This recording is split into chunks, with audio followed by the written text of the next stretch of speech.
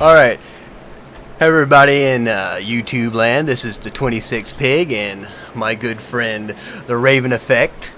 And this is a video that's going to be counting down the best deathmatch slash hardcore promotions in the world. And it's 21 through 1, so let's get started. 21 is Extreme Canadian Championship Wrestling, based in British Columbia, and you should check them out. Number 20, IWA Puerto Rico, or the International Wrestling Association Puerto Rico. And they had some good hardcore. They had a good hardcore division, which had like Vampiro and Super Crazy and Abyss, and just to name a few. And they're a good promotion. You should check them out too. Number 19 is 3PW Pro Pain Pro Wrestling. It was based in Philadelphia, and it was run by the Blue Meanie, and it was a lot of wrestlers from the old ECW who were in it, and some new guys from CZW and stuff like that. And it was hardcore and some high flying, and it was just good. You should check them out too. Number 18, TNA, Total Nonstop Action Wrestling. Yes, TNA. You may not accept that, but they are in a way a hardcore promotion if you look at their history. I don't know. TNA outside of Monsters Ball, Full Metal Mayhem, Barbed Wire Massacre, to an extent the King of the Mountain match, again to a small extent the Ultimate X match, but I don't know, if I'm thinking hardcore American wrestling promotions, they really don't spring to mind. They spring to mind as an occasional hardcore promotion like WWE. Although they haven't done that good stuff in I don't know how many years, so they don't even count. My 2 cents. More violent than the WWE. Oh, yeah. Okay.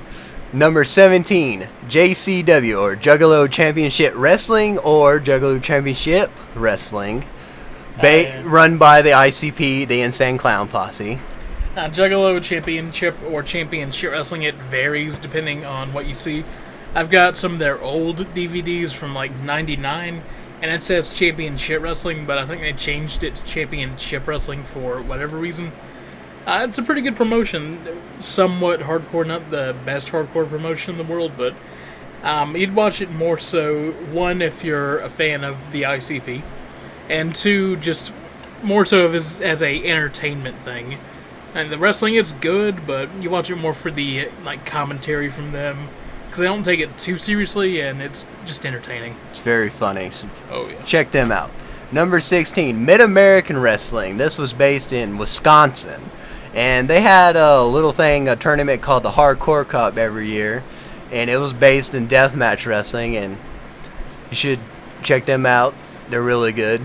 15, UWA Hardcore Wrestling. It was another Canadian promotion, which was based in... I forgot where they were based at, but you should check them out too. They were good, high flying and slash hardcore stuff. It's really good. I don't know, I heard of them, but I never got a chance to really check anything out. Like I said, I heard of them, but I can't really think of anything off the top of my head that I know from them. I mean, did they have any wrestlers that were like homegrown guys, or was it mostly just talent they brought in from other promotions? I would say more like homegrown and from that area of the country, and so you should check them out. It's really good.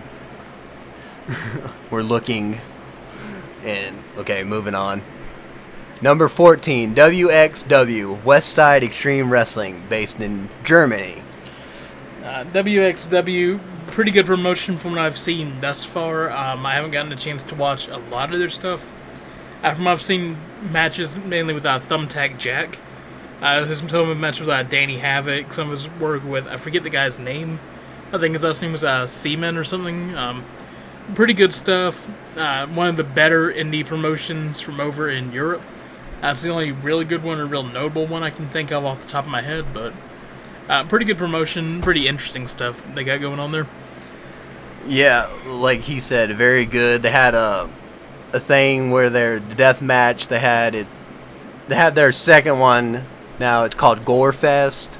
It's really good at death matches, like Thumbtack Jack, Danny Havoc, Drake Younger's been in it.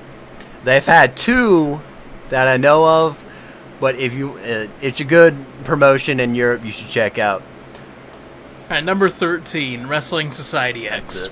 This was a MTV based promotion in Southern California. It was good. It's just MTV just didn't do it justice. Yeah, Wrestling Society X. It was MTV basically temporarily throwing their hat into the wrestling circuit.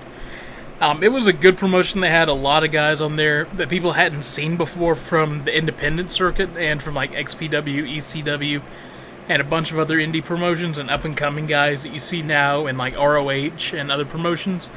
But they did 3 things that really hurt the promotion. 1, they only gave it 30 minutes of TV time per week. 2, they brought in live bands to perform, which in and of itself is perfectly fine. But what they did wrong with that is they gave them time to perform that took out of the 30 minutes. And once you take out commercials, the bands perform, you only get 2 or 3 matches at most. And number 3, they just didn't have enough faith in it. They didn't let it get carried in its own momentum that started to pick up near the end of the first season. They allegedly were going to start getting in some good stuff in the second season. But unfortunately, they basically pulled the plug on it because it either wasn't making them enough money, they weren't happy with the ratings or something, or MTV basically just gave up on it before it really got a chance to take off. Another thing on Wrestling Society, they had like explosion, all the stuff you know from deathmatch wrestling, but they added like some stuff like shaking the camera and like pyrotechnics to make it more like explosive. That was one of the cool things, actually. They actually had, on televised matches, barbed wire, light tubes. They had some explosion stuff, but again, they kind of overdid the entertainment factor over the substance of it. And well, I mean, if you've seen it, they had, like, when an explosion went off, the camera would shake, or they'd have, like, little lightning bolts across the screen when someone got electrocuted. It was just pure camp stuff that kind of added a cheesiness factor to it that made people not take it so seriously, but anyways. You can buy the DVD on Amazon if you want to see the rest of it. Yeah, for $20, I would definitely pick it up. Okay, number 12, NGX. It's a independent promotion in Mexico. I can't pronounce the actual name of it. I think the name should just be in the video box, and if you want to figure out how to pronounce it, go ahead, because I don't think either of us can properly pronounce it. It's a good promotion if you like lucha libre and hardcore wrestling put together. And so, if you want to check those out, the best way is probably going through like YouTube is probably the best way, or going through a hardcore deathmatch wrestling DVD. It's Mexico hardcore wrestling. It's a deathmatch video. You should check that out. Number 11 is IWS, and it's based in Canada. And the name for it is? It's International Wrestling Syndicate.